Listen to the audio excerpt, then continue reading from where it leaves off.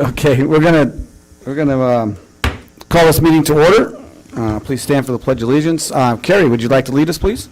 Sure will. Put your hand over your heart. Ready, begin. I pledge allegiance to the flag of the United States of America and to the republic for which it stands, one nation under God, indivisible, with liberty and justice for all. Okay, we have an invocation by Pastor John Artman. That's correct. Thank you very much. If you'll join with me. Heavenly Father, we do thank you for this great community of 29 Palms that we get to call home. And we thank you for the wonderful men and women that are dedicated to serving this community and seeking for the common good. Toward that end, Lord, we ask your blessing upon this meeting this evening. We ask you to guide us and to mark this time with clarity, respect, with dignity, but also, Lord, with your guidance to seek the very best for all. Lord, we ask you to bless this time so that we can look back and see your continued blessing upon this meeting, the outcomes for the days, months, and years to come. And we give you thanks in the name of Jesus. Amen. Thank you. So, Mr. Mayor? Yes. City Attorney Patrick Munoz will be joining us for the meeting. I'm just going to call him real quick. Okay. We'll have roll call while you're doing that. Okay, thank you. Councilmember Wright, Here. Councilmember Klink, Here. Councilmember Bildering, Here. Mayor Pro Tem Ogilvy. Here. Mayor Mintz. Here. All present.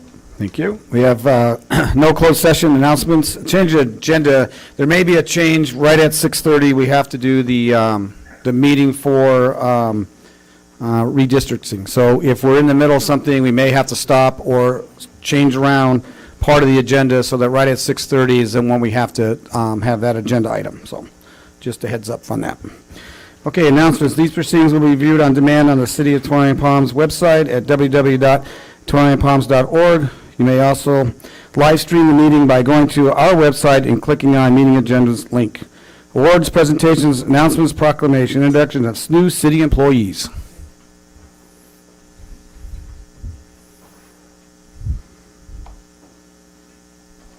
That's okay. City employees.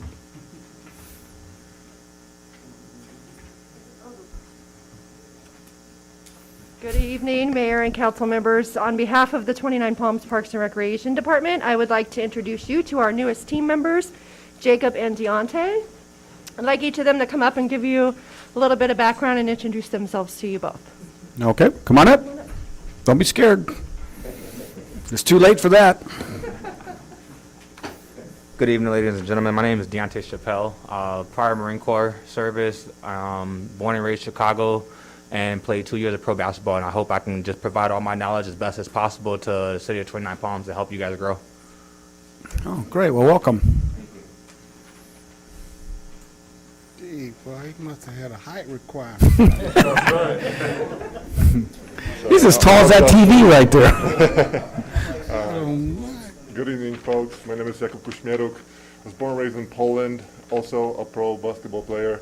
I played a little bit in Poland and Germany.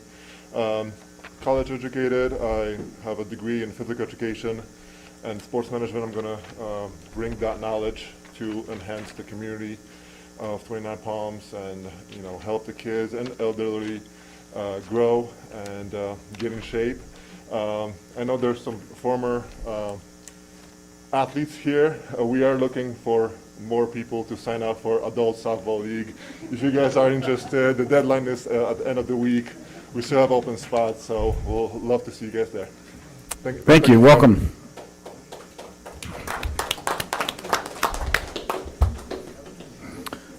Okay, Rick, you're up. Good evening, Council. Good evening, Mayor Mintz. I would like to introduce to you our new Animal Control Officer and City Employee, Matthew Klink. Matthew was born and raised in the City of 29 Palms, worked security at Tortoise Rock Casino for the last 7.5 years. Matthew has a wife, 2 young kids, and is currently purchasing a home in 29 Palms to raise his family. Please welcome Matthew Klink as the new City of 29 Palms Animal Control Officer. Welcome. And Mr. Mayor, members of the council, I'd just like to recognize Rick Boyd. I think it's next week. August 3rd is your anniversary? Yes. Yeah, 25 years. So. Oh, nice. Yes, Matthew, you have to speak also. I mean, I don't really know what to say. He about said all of it. Like he said, spent 7.5 years working at the casino, enforcing different, penal codes and tribal ordinances and stuff like that. And I'm excited to be working with the city now and hope to build a nice, strong career with you guys. All right. Well, thank you. Welcome, Matthew. Thank you.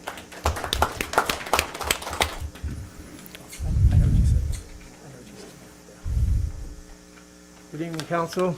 I'm here to introduce you to Siedschlag, our new Public Works employee.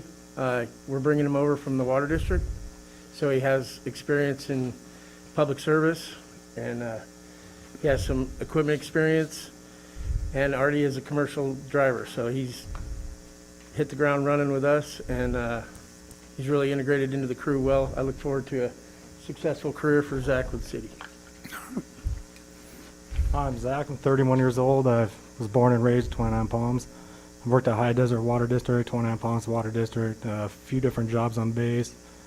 I've done construction basically since I was 16, just off and on, and I really appreciate the opportunity you guys are giving me, and I hope for a long, successful career. Well, welcome, Zach.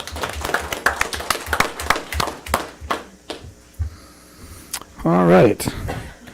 Council comments and reports of meetings attended. Councilmember Klink.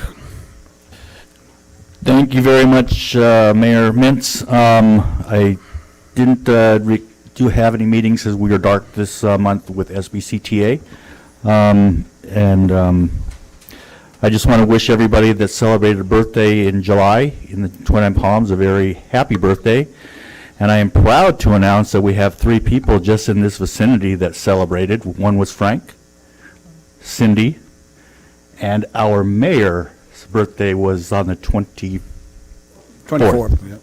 So guess what? We all get to sing happy birthday to him. Are you ready? So here we go. Happy birthday to you. Happy birthday to you. Happy birthday to you all. Happy birthday to you and many more. Well, thank you. And I would also like to welcome all the new employees to the city of 29 Palms, and we look forward to working with all of you and seeing you around town doing good for the city of 29 Palms. And everybody out there, remember it's summertime, stay hydrated, drink lots and lots of water out there if you're working outside. Thank you. Steven? Thank you, Mr. Mayor. I had no meetings this month or since we last met. So that's also good and bad. So I know we finally have one. It's probably be really long. Just had normal meetings with some of the people in the city about different issues that are also just as long. And I want to thank the new employees that come aboard. Wish you the best, and I know you guys will do great things for our city. That's all I got. Thank you. Mac? Thank you, Mr. Mayor.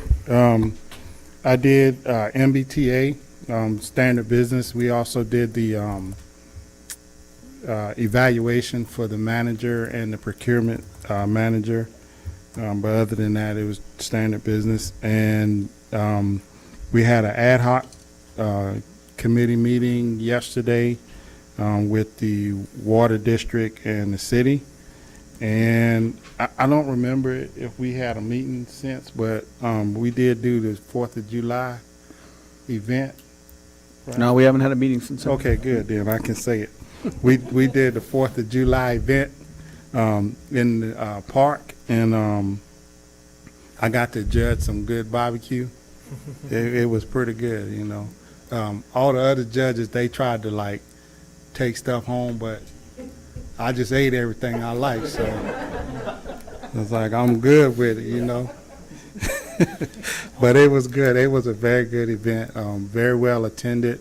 My 7-year-old had a blast with the water, so that was great.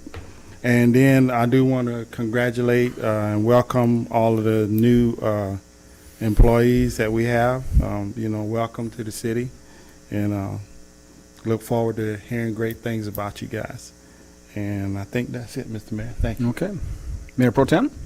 Yes, hi, and first and foremost, welcome to the new 29 Palms City employees. I think you're going to find longevity here at the city, and we welcome you. The one meeting that I did attend was with Councilmember Wright. We went to the ad hoc meeting with the Water District, and quite lively. And we'll have more to come. That's it. Okay, thank you. Well, to start with the month, we had the 4th of July celebration. It was well attended, and I want to thank the Park and Rec staff. You guys did a fantastic job. I was so glad you had your whole staff there, and the new guys coming in, I hope they understand that they're in for a good ride with the Park and Rec, that they have lots of stuff to do, and you guys demand a lot. You ladies demand a lot from them, so I'm glad that you get some more help. I don't know, Frank, if you want to explain after I'm done a little bit about how we had just added 4 people and kind of not that we just didn't add 4 people to the staff. So we had also went to the city-county conference in Ontario, our first one that we had in 2 years. It was interesting to listen to some of the folks talk about that. That the first time some of the county people have seen their county counterparts in a year also. So at the MBTA meeting, the electric buses are coming. They're not quite here yet, but they're going to be here. And also do want to welcome the new employees to the city of 20 Palms. So Frank, if you could just kind of explain how we're getting so many new employees all at one time. Yes, absolutely, Mr. Mayor, Council.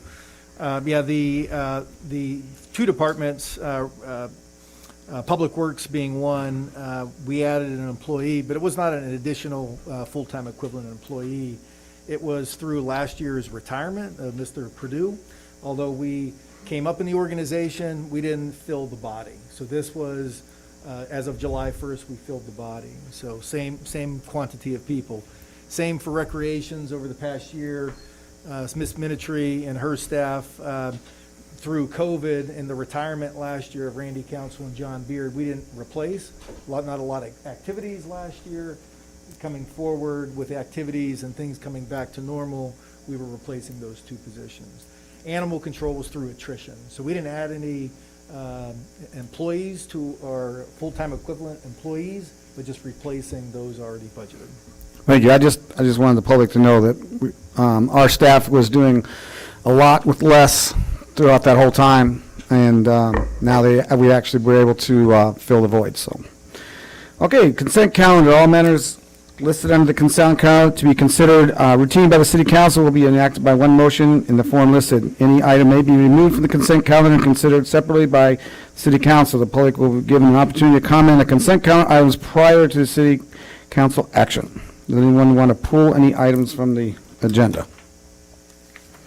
Seeing that anybody from the public would like to comment on the consent calendar before we vote? What's that? The consent calendar, would you like to? Is that an open public forum? Only on the consent calendar. Okay. Someone left their binder on that podium. Okay. Thank you. Okay, I see. I make a motion that we accept the consent calendar as written. Second. All right, a motion is second. On item number 4, approval of warrant registered, it wasn't on there, but if someone ever sees a check on there from Boladium, obviously that's the company that I own, that is a pass-through monies from the day camp. It is not a contract with the city of 29 Palms or whatsoever, and it's for like $60. So just want to make sure if anybody ever saw that, yeah, I do not have a contract with the city of 29 Palms. And then on the warrant register number 5, I abstain because it's Project Phoenix. Other than that, we can have a vote now. Councilmember Bilderring. Aye. Councilmember Bright. Aye. Councilmember Klink. Aye. Mayor Pro Tem Ogilvy. Aye. Mayor Mintz. Aye. Approved 5-0. Thank you. No items were removed. Public hearings, 29 Palms lighting and landscaping.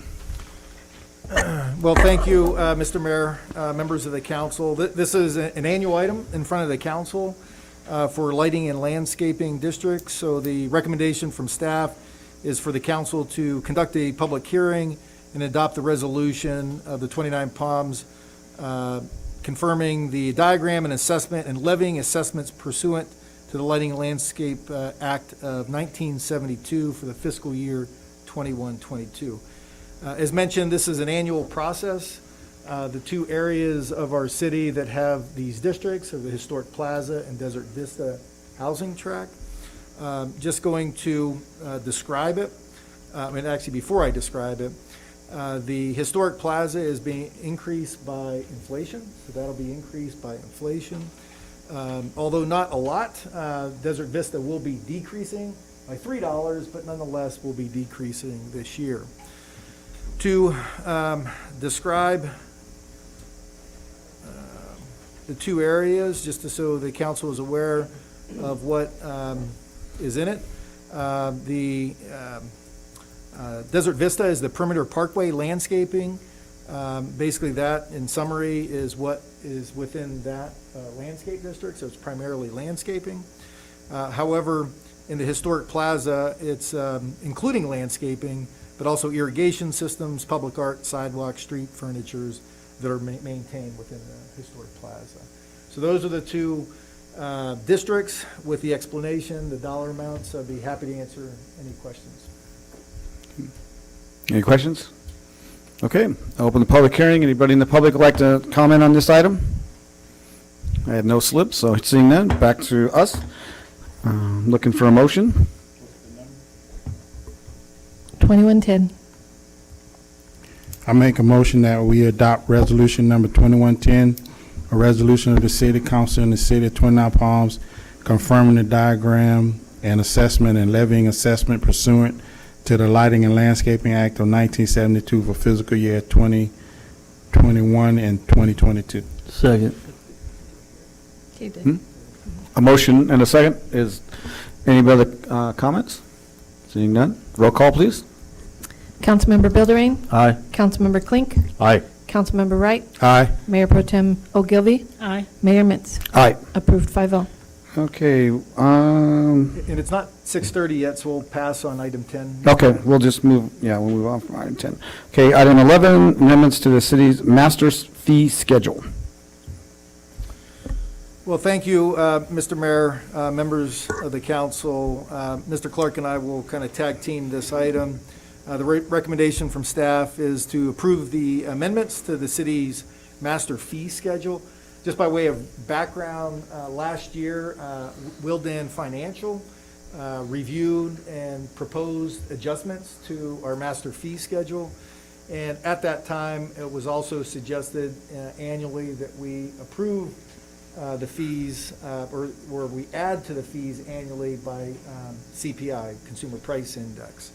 This year, though, however, in addition to that, Mr. Clark has identified several areas where there needed to be improvements, modifications in the master fee schedule, which is why it's in front of you this evening. So, Mr. Clark? Yeah, and to make it easier, given all the different types of fees, I highlighted them in the document for you. So the first category is highlighted in yellow. That's amended fees. So to that, we added a no-dig encroachment fee, and this is for activities like tree trimming, temporary pod storage, that sort of thing. Our regular encroachment fees, which are typically for utilities that are, digging in the right-of-way, were really high for somebody that's just coming in to do tree trimming. So we established a new fee there, $51 for the no-dig encroachment permit fee. Also, we amended the solar review fee so that we're in line with the state mandated fee. The state put a cap on the total fee, so we needed to be consistent with that. And there was an update to the major building permit fees for new constructions and additions. Basically, what we did there is we removed an additional plan check fee from this total cost. We do not charge an additional plan check when plans come back for a second review. That's sort of all incorporated into their first one. So those fees actually decreased a little bit. The ones highlighted in green, they were basically moved from one department to the other, to the department that made most sense, that was administrating the fees. So that includes things like the transient sellers, peddlers, street vending, and food trucks. That was moved from finance to planning, since planning oversees the approval of those permits. Sign permits was moved from code enforcement to planning, and encroachment permits, bonds, and deposits, and excavation was moved from public works to engineering, again, where those permits are overseen and issued. And then last is the category fees, which were just removed. This is for fees and barricades and signs in the public works that are leased out. Talked with Craig Stacy, and he said this has not been done for many, many years. For events sponsored by the city or, say, the local schools, the city provides these free items free of charge. If there was a private event or use, such as a film permit, the city required them to bring their own barricades and signs for that. So that's a summary of the change in addition to the 1.7% inflation factor. And just to, go further on the inflation, so this year, one thing I realized, however, it was coming to the council this year, what we tried to do when we put this together is to not have cents. So by way of example, when you added the 1.7% CPI, which it was this year, to it, and it came out to, let's say, 70 cents, we rounded up, okay? If it came to 30 cents, we rounded down to create even dollars. It was coming to the council for approval, which made it okay because you would be approving it. However, in future years, we will be adding the actual inflationary number that will create cents, with the exception of recreations, because a lot of times that department, they come with dollar bills and et cetera. Each of the departments, most people nowadays pay by credit card, so that cents is really not an issue. So just wanted to explain that to the council before you vote. Thank you. Any questions for staff before we go to the public hearing? Seeing none.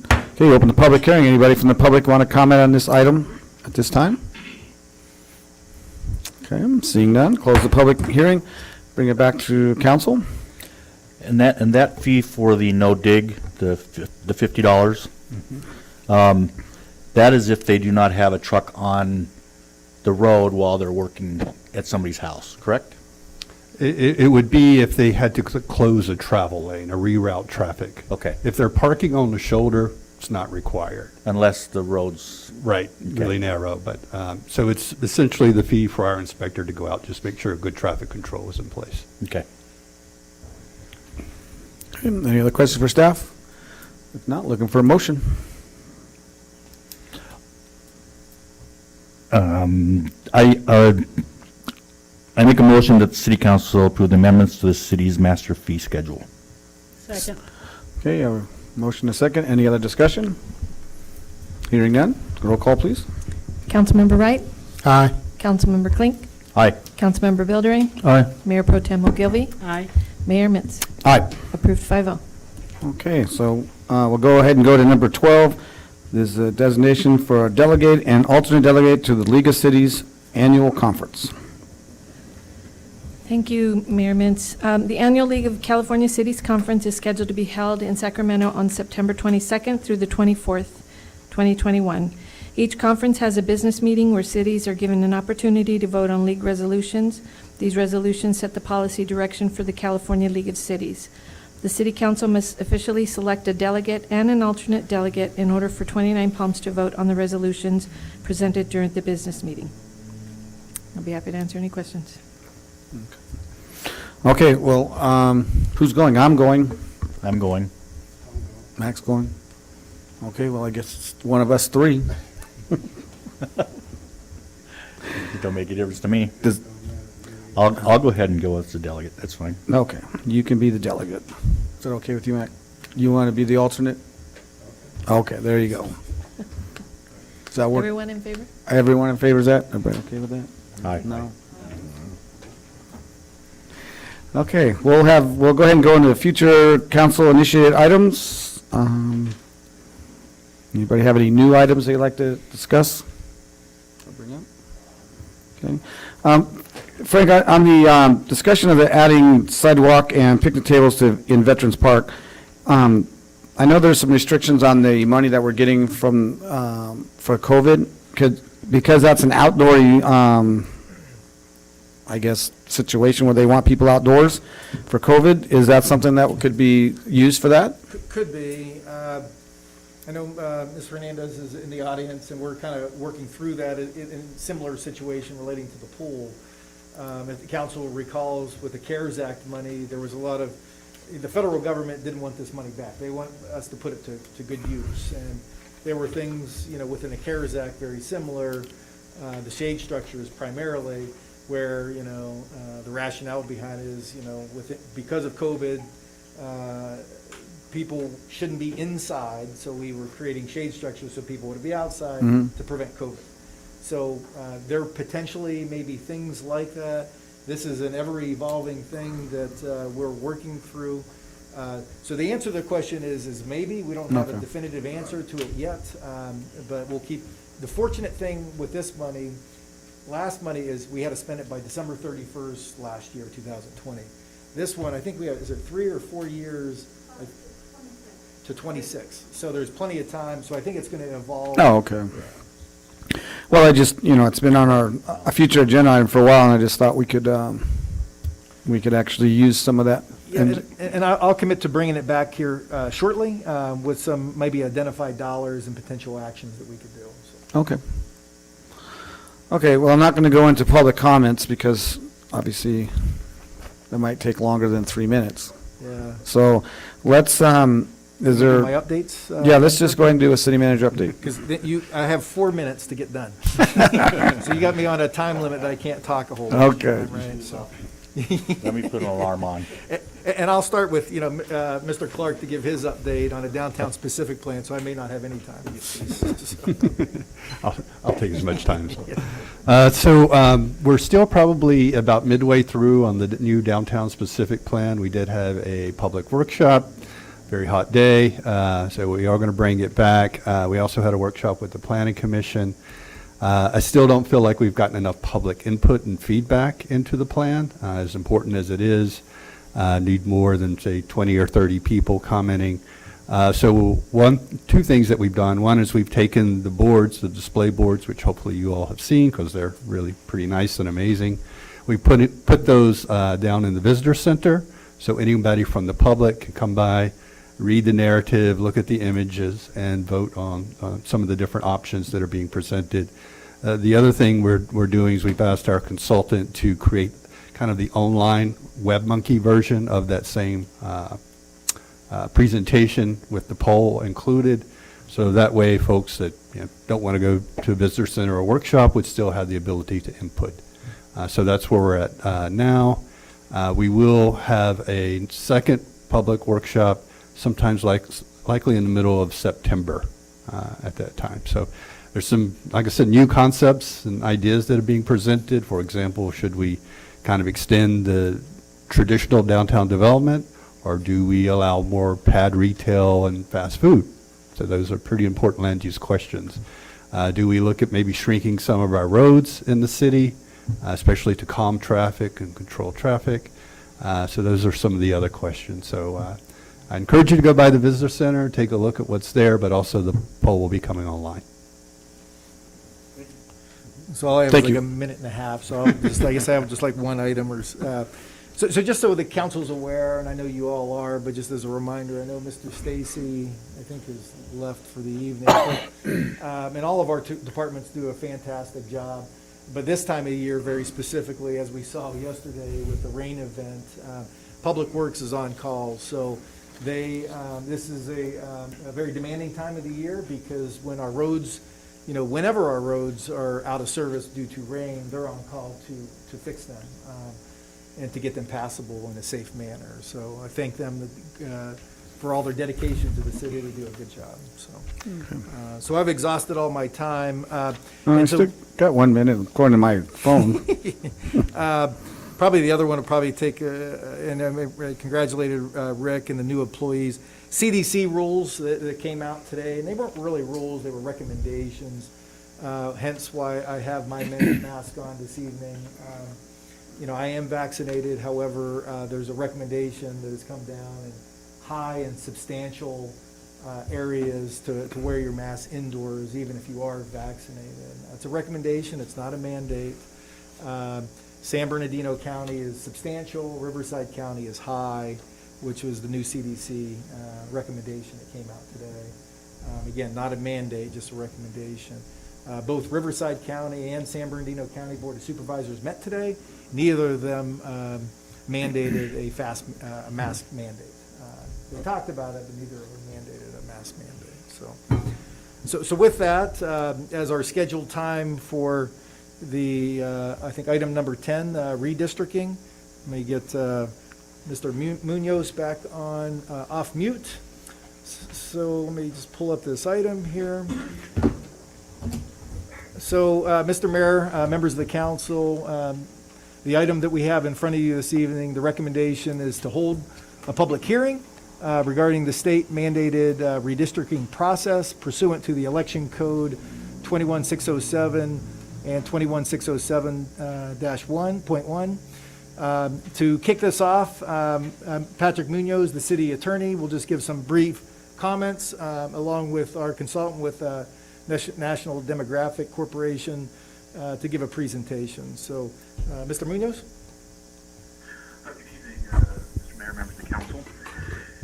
So, as the city manager indicated, we are required under the Elections Code to go through a redistricting process. And I know it might seem soon since we just went through this process not very long ago to create districts. Once you go into the district-based election system, you're required to evaluate it once every 10 years when the census data comes out, which is where we are now. So it's just sort of a coincidence of timing that we have to go through this process again. The criteria that we have to use are spelled out in a little more detail in the presentation that you'll be receiving from NDC in a moment. There are a couple of criteria that are particularly important, and those two that will be of most consideration for us during this process are the requirement to have relatively balanced populations in all of the districts, and that's where the census data comes in.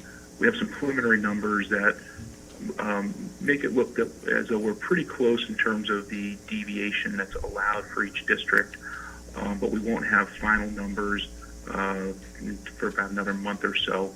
Once we have those final numbers, we'll be in a better position to figure out if one of the options would be to leave the districts exactly the way they are, or if and to what degree we need to make modifications. The second item that's an issue for the city that we'll be spending some time discussing as we go through this process is the requirement that, to the extent practicable, that that each of the districts has to be contiguous. And by contiguous, they mean literally touching and not just at the corners. We have a unique challenge in 29 Palms because of the Marine base. There are 9,100, give or take, residents on the base, but only about 612 of them are registered to vote. And the active military members are not eligible to be elected to serve on the city council. Based on the geographic configuration of the base, it's really only contiguous to the city in one general area, pretty much kind of along the lines of where the main gate is off of the Dewey Road. Be able to see that in the presentation. And so we don't believe that it is practical to have a meaningful district. The base in and of itself could be a district or part of two districts based on its actual population, yet we get very skewed results based on the number of people that are registered to vote in that large geographic area, and it becomes even more skewed when you think in terms of the purpose of the California Voting Rights Act, which is to ensure that we are electing people to the council who have not been elected in a manner that's subject to racial profiling. When you put all those challenges together, it just creates a really unique situation for us where we believe that we fall into sort of the built-in exception to the language. So that really concludes my introductory comments. Mr. Tatum from MDC is there, and I think he can go through the presentation for you, and I'm happy to answer any questions when he's done. Great. Thank you.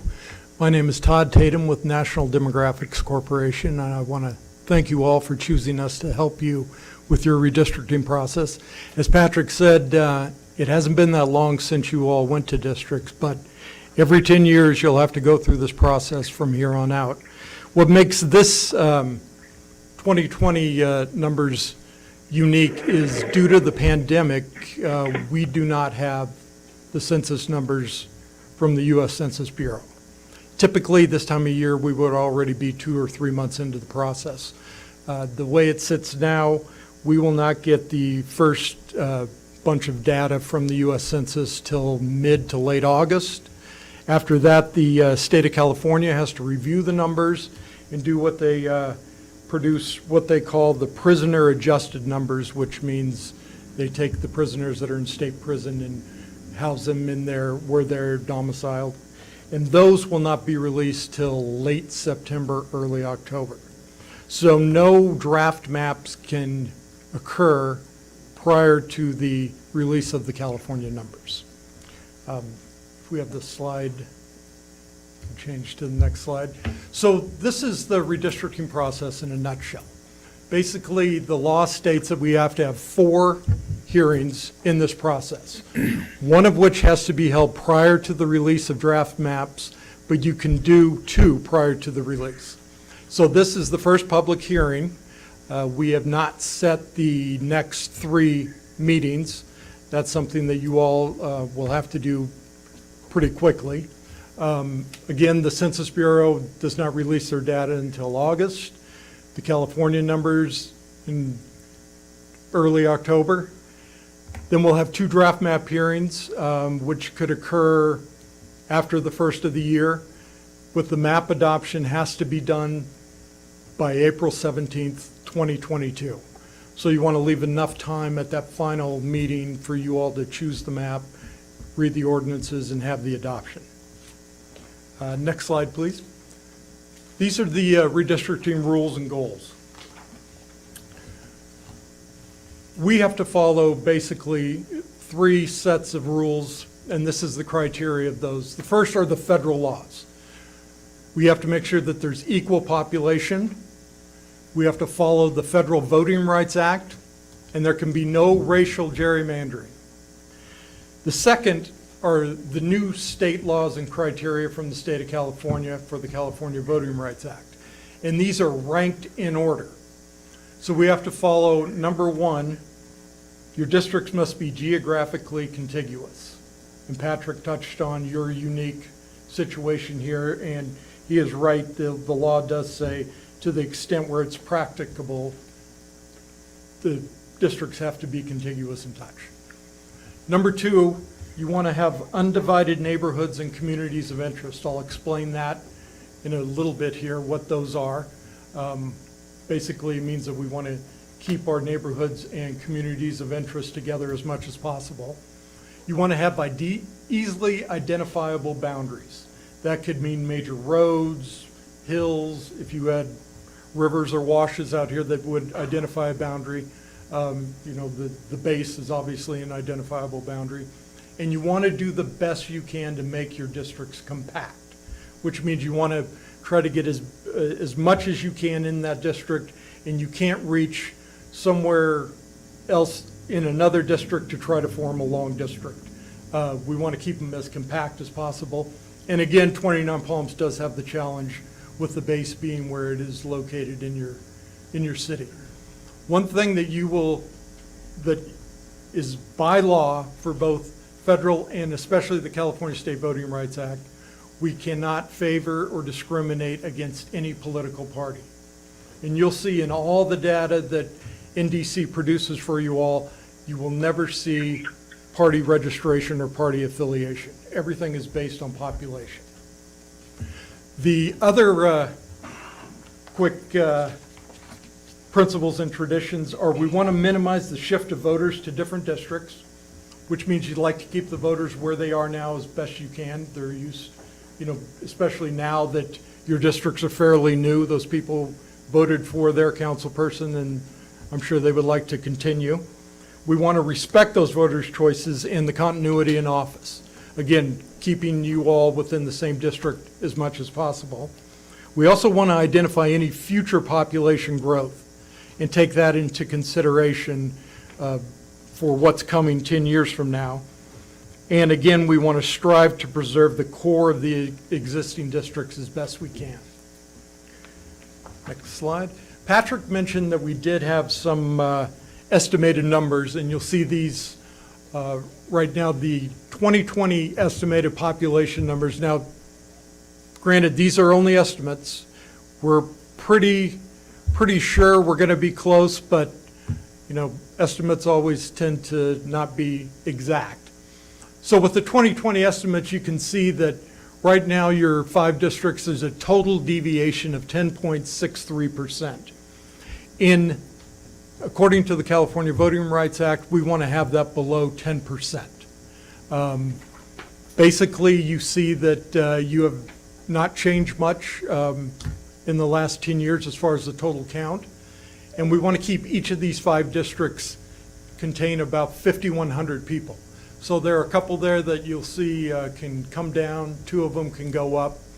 The citizen voting age population, those percentages that you see in the boxes, those numbers are correct and current, and those will stay with your redistricting process throughout this whole process. Next slide. This shows the California Voting Rights Act process. And according to the Voting Rights Act, we have to identify any concentration of what is deemed a protective class group. According to that, there's some concentration of Latinos, African Americans, Asian Americans, or Native Americans within your city. So we will do the best that we can to ensure that we keep these protected classes together in the same district as much as possible. And you can see based on the colors how much for each of the, the 0 to 25 is the purple, and then from there it goes up. So you do have some pockets around your city that we do have to take into account as protected classes. Now we want to define your neighborhoods, and this is where we really depend on you and the public to help us. You know what your neighborhoods are. We want to know what your community looks like, what your neighborhoods look like, and we want you and the public to help us define that. And in that absence of any public testimony, although I'm sure there will be, planning records and other similar documents can help us define those. Next slide, we talk about the communities of interest, and that just goes one step beyond the neighborhoods.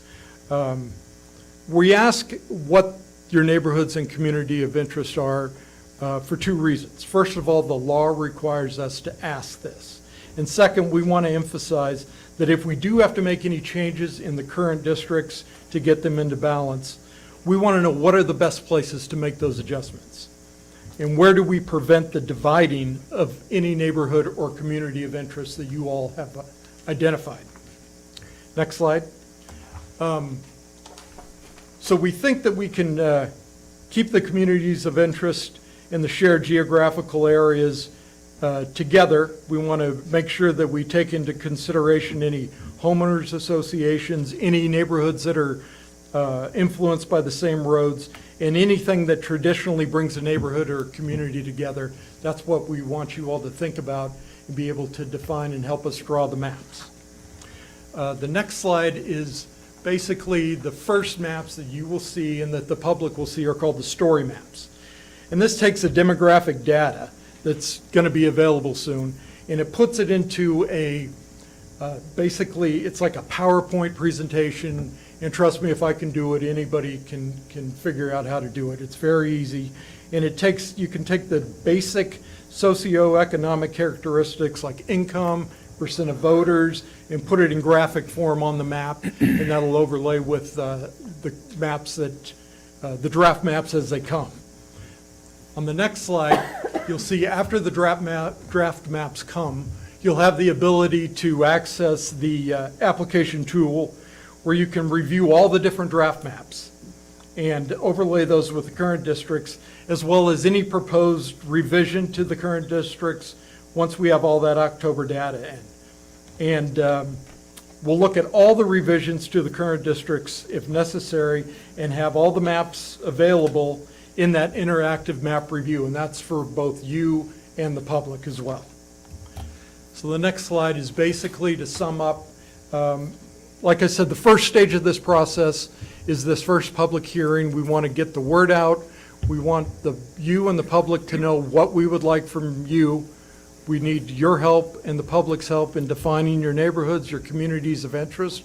We want you to be ready to work on the draft maps and submit those. And with that, I will take any questions or concerns that you may have. Hey, any questions for staff? It was very informative, thank you. I think we're off to a good start. I mean, you got to start somewhere. I have a question. Yes. Can you make it clear about where the current council members live now, how the districts are, two council members can't be in the same district? Correct. Can you explain that by the law, or for people to understand that it's not like we made districts around the council members, it's how it has to be done? Correct. So if the draft maps, if we start, obviously, none of you live in the same district now, or you wouldn't be up there on the dais. But when the draft maps come out, if there were enough changes that force two of you in the district, then depending on what year the election year is, you would be forced to not run or run against each other. Yeah. Okay, any other questions? Okay. This is just a public hearing, right? I mean, are we going to use the public hearings also? Okay. Okay, well, I'll open up to the public. Anybody like to talk?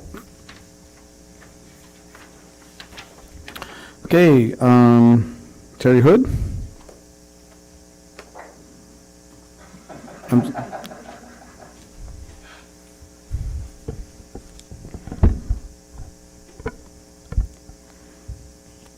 Hello, I'm Teenie Hood. I'm speaking on behalf of 29 Palms neighbors. The importance of input from the entire community in relation to the redistricting process for the city of 29 Palms should be taken more seriously. 4 days is hardly enough notice for the first public hearing on redistricting. A notice on the back page of a newspaper is insufficient publicity. Holding it as part of a city council meeting does not allow any real time for discussion. The city council and the city manager should be behaving more responsibly by encouraging community engagement and inclusivity, putting the concerns and priorities of the residents at absolute forefront of their decisions. A first public hearing on such an important matter should be scheduled as its own singular event with at least 2 weeks' notice and the appropriate publicity for an issue which truly impacts the entire population of 29 Palms. A chief concern among the items in dispute is the conclusion in the 29 Palms introduction to redistricting that the criteria for creating districts already apply to the city's existing districts. This is untrue. Upon close review of the current map, almost every criteria for forming city council districts has not been applied. Contiguity, undivided neighborhoods and communities of interest, and easily identifiable boundaries, and compactness. Contiguity. Per the staff report, as to the issue of being contiguous, the districts as currently structured do not meet this requirement as defined in the city elections code. The reasons given are that they are unique to the Marine Basin and a variety of relevant issues which staff claim make it impractical to achieve the contiguous standard as mandated. The variety of relevant issues described in the staff report needs to be fully explained as soon as possible to allow for a thorough evaluation by the public. Please provide a printed list of these issues as soon as possible. The current district map is incomplete. Street names are missing from several district boundaries. The public cannot be expected to fully participate in an intelligent discussion without clearly understanding the current district boundaries. Please provide an updated map as soon as possible by making the GIS map more visible on your website and adding a more detailed PDF. Divided neighborhoods. The district map available to the public on the city website almost aggressively fragments different neighborhoods to the detriment of real community building and solidarity. It is difficult to comprehend the rationale that was applied in this endeavor. Working from a map of neighborhoods detailing demographics for small cities across America, we discovered that the district lines split virtually every neighborhood in the city, and we emailed those details to the council. In conclusion, preliminary research of the events following the 2017 lawsuit and the subsequent drawing of district lines strongly suggests that districts were drawn to serve sitting council members rather than to benefit the needs of the residents and communities in the city of 29 Palms. The city council exists to serve the needs of the entire community, not just a select few. Clearly, it will be in the community's best interest if the city would appoint an independent citizens commission to oversee the redrawing of district lines based on the 2020 census. To do otherwise is to invite yet another lawsuit demanding accountability from the city and potentially bringing further discredit to the council. Thank you. Well, I'd just like to clarify, the lawsuit was by a lawyer who made money off all of this, just to be clear that, and there was some other items that we had to do in this redistricting, so there are some other items that obviously we could address, but we have to start somewhere. This was the first meeting. You saw a schedule on the board. We will start scheduling those, and we don't even have any of the numbers from the census, so to even start with the first meeting this is it. This is just to get us started, so. Mr. Mayor, just so the council is aware, the meeting was properly noticed. I think it was July 14th. Yeah, July 14th. Yeah, July 14th. July 14th, so there wasn't 4 days. It was way before that. Okay, well, thank you. Okay, anybody else like to make a comment on this item? Okay. You'd like to make a comment? Okay, come on. You have to come up to the podium, please. I'm not signed up for your comment, but I do want to make a comment. Okay. This gentleman here mentioned Google. May I suggest that you look for other people to find your boundaries with other than Google, because Google is so messed up, their little cars. If you come out to my neighborhood, their little cars tell you that there's roads where there are no roads, and there's bumps where there are no through streets, and to me, that's messed up. Took the fire department and me about 5 weeks to figure out where I live, and even GPS couldn't figure that one out. Okay, well, thank you. We'll definitely take that. But we do need you to fill out a green slips or when the meeting's over at some point. One of those out, I think I filled one out to speak on a private level. Okay, thank you. Thank you. My name is Daniel, by the way. Daniel? Okay. You just want to add that to it, Cindy? Yeah, she'll just add it to it. Thank you, Daniel. Okay, anybody else? Okay, I'll close the public hearing. Okay, any other comments from the council? Any more questions for staff? Can we go ahead and put together a citizens committee? What committee? Let's say for the citizens, they'd be part of, someone from probably each district. They can sit and go through this gauntlet with us. They can see the ins and outs that's really going on, not just the perception from the other side of the table. Well, the council can, form a commission if Okay. it so chooses. I mean, I think the process as identified was through this body, but the council can always Yeah. choose something. Because the way we redistrict the first time was just, I'm sorry, this is Patrick speaking. You have limitations on what you can do. Yeah. You can establish an advisory commission to hold the hearings instead of the council having to hold the hearings if you would like. But ultimately, the council has to make the decision, and that commission would just be advisory. You're legally entitled to continue to do it. The council has to make the decision.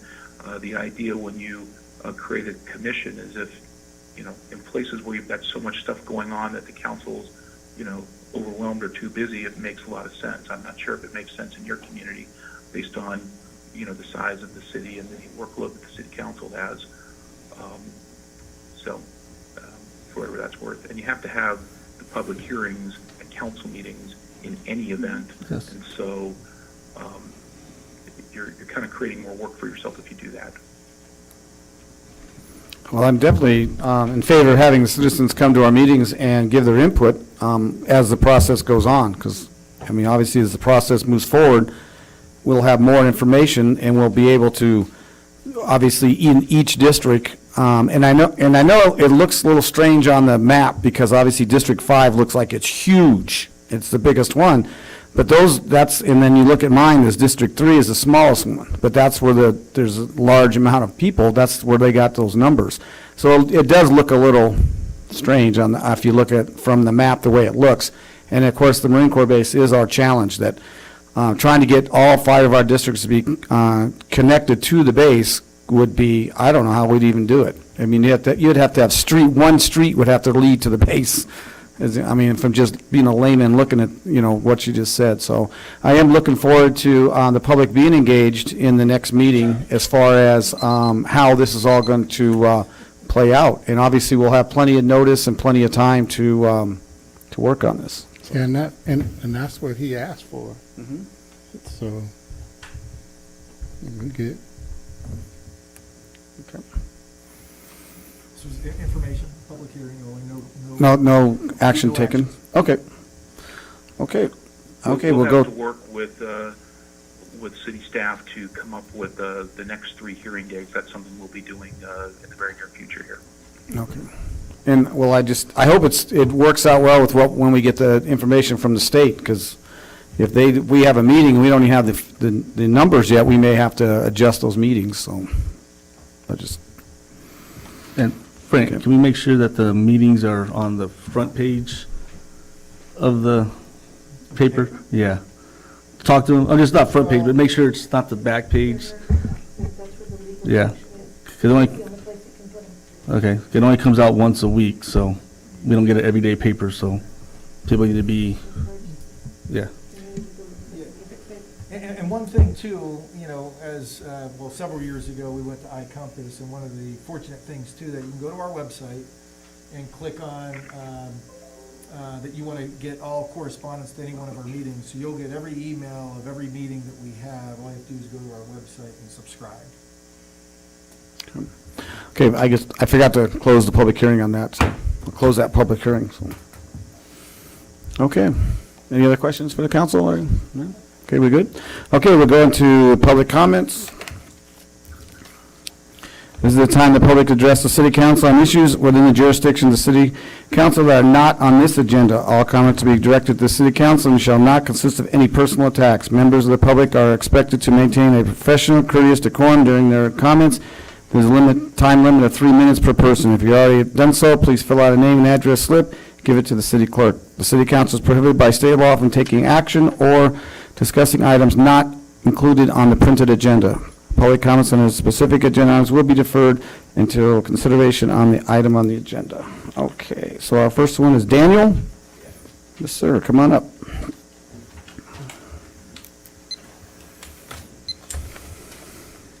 How you all doing today? I'm Daniel DeMeyer. I am a homeowner here in 29 Palms. I've been living here for about 2.5 years now, but I bought my home about 5 years ago. And I'm going to call this little story my welcome from the San Bernardino County, not from any of you, so please don't take this the wrong way. But I bought a home in 2016, 5 acres. 3 months later, I pulled permits, and I went into the downtown San Bernardino area there and got permits and an inspector date. The inspector was supposed to show up in my house at 10 o'clock in the morning. He did not show up. I called 3 times that day. I was told that he would be there. They promised me he would be there. He did not show. The next day was a Wednesday, and your offices down here in the park by the police department were open. So I went down there into Ramos's office. You have a little man in there that works that thinks he owns the place. I asked him if anybody believed in a phone call, and why wasn't I called? This man apologized. After he apologized, he promised me that somebody would be at my house within the hour. Well, I went home, and yeah, somebody was there, an inspector. The inspector came up and he gave me a little warning, and that warning consisted of $2,000 to $30,000 fine for EPA violation. I got 5 pictures here. This side's my house, and this side's other problems around this county. My house, I complied. I had gravel in my driveway, I had cement tanks, I had everything for cleanouts. I thought I complied with. I checked all the rules, regulations. Nobody said anything until the inspector showed up. It was quite a fine, $2,000 to $30,000 fine, and I had 7 days to comply or else. And the problem I had was I didn't have hay bales. I'm a resident. I'm not a commercial builder. There are no rules to me having such things. But yet I paid $3,500 in a school tax. I don't have kids. I paid $1,500 in gutter taxes. And I don't have gutters. I have dirt roads. And I paid $2,300 in a tax for road. I have my own tractor. I do all the maintenance. There's nobody that maintains my road, so why did I pay all these taxes? Anyways, I'm not complaining about that. What I'm complaining about is this old man. I went back to ask a question, and he threw me out of the office. And as far as I know, that's a public office, and I have every right to be there, especially after spending all the taxes I just spent. This man harassed me, and I went back, got my neighbor. She sat in the car and watched him do it. And he harassed me, and harassed me. Every time I go in the office, I get harassed. Okay, Dan, you're going to have to wrap it up. I'm sorry. Thank you. Thank you. This man needs to go, and that's all I got to say. I don't appreciate the threats from the county, and I'm looking forward to meeting all of you in the city. Thank you, Daniel. Thank you.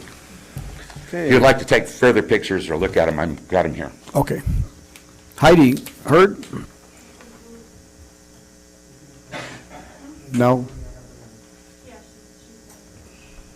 I'm sorry. Okay.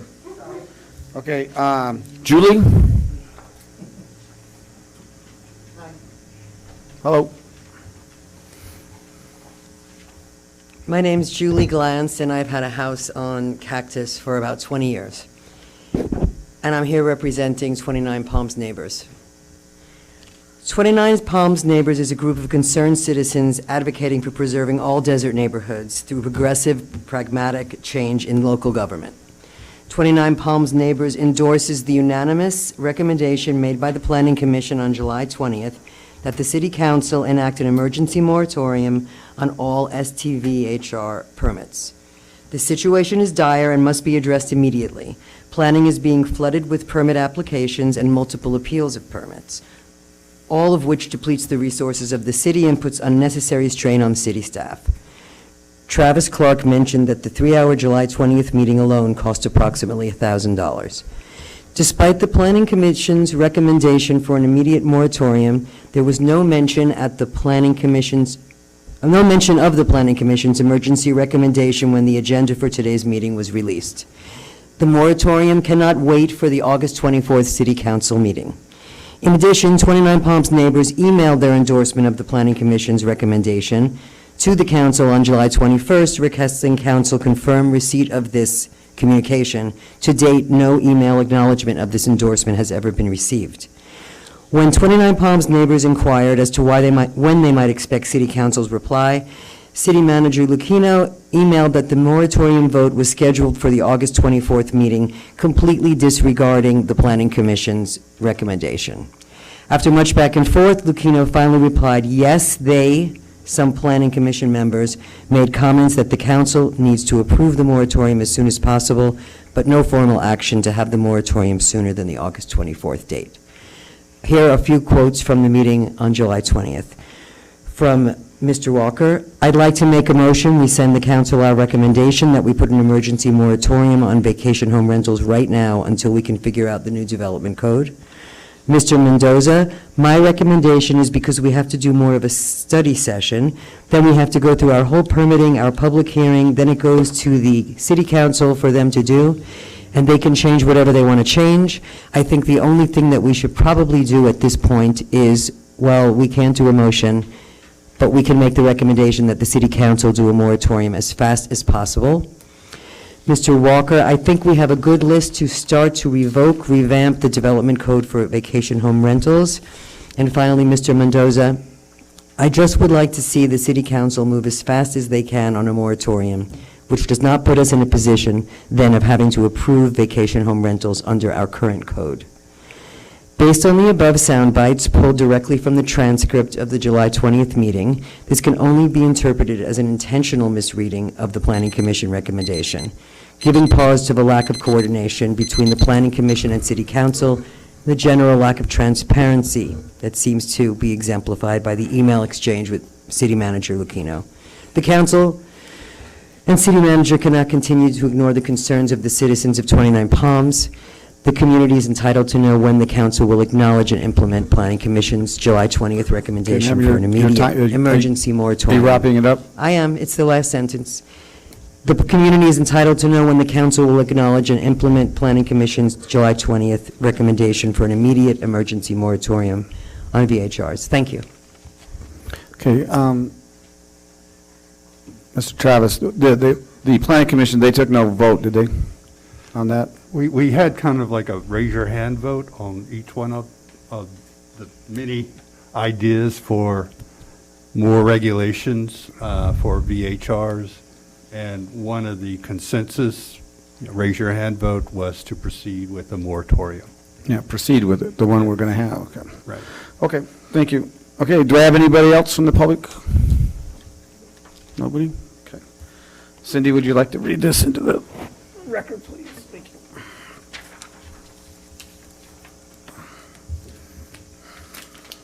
you.